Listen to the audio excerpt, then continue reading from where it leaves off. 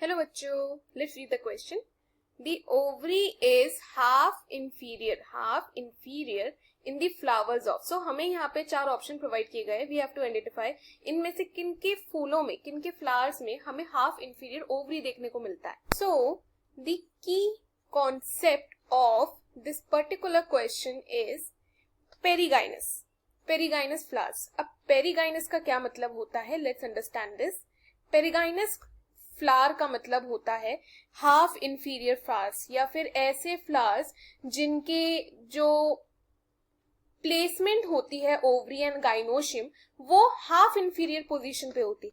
इसका मतलब अगर हम इसे डायग्रामेटिकली समझे, सो ये हम मान लेते हैं एक ओवरी हुई एंड यहाँ पे हमने प्लेस कर दिया है the rest of the portion. Okay, अब इसे हम लोग लेबल कर देते हैं एज ओवरी और ये हो गया हमारा रिसेप्टिकल.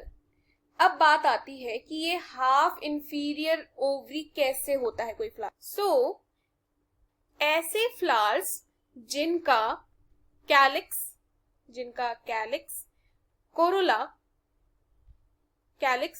कोरोला एंड जो एंड्रोशियम होता है वो इस पार्ट से इमर्ज हो इन द बिटवीन. यानी कि आप इसे कह सकते हैं कि जब ये तीनों चीजें कैलिक्स, कोरोला एंड एंड्रोशियम जो है वो अगर ओवरी के अराउंड ओवरी या फिर उसी के लेवल से निकले तो उसे हम लोग कहते हैं एज हाफ इंफीरियर. अगर यही कैलिक्स, कोरोला, एंड्रोशियम अगर ऊपर के साइड से निकलते यानी कि सुपीरियर होते तो वो हो जाते हाइपोगोनस.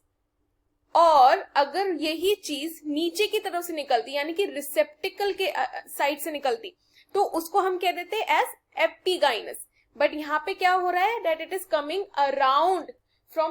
फ्रॉम अराउंड द ओवरी, तो इसीलिए ये टर्म आती है perigynous.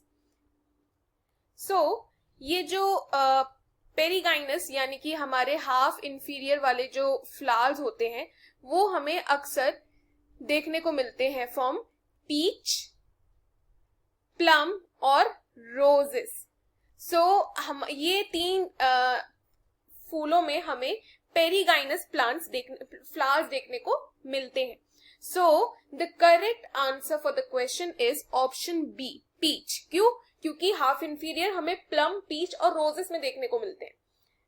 Hope you have understood it well students. Best of luck.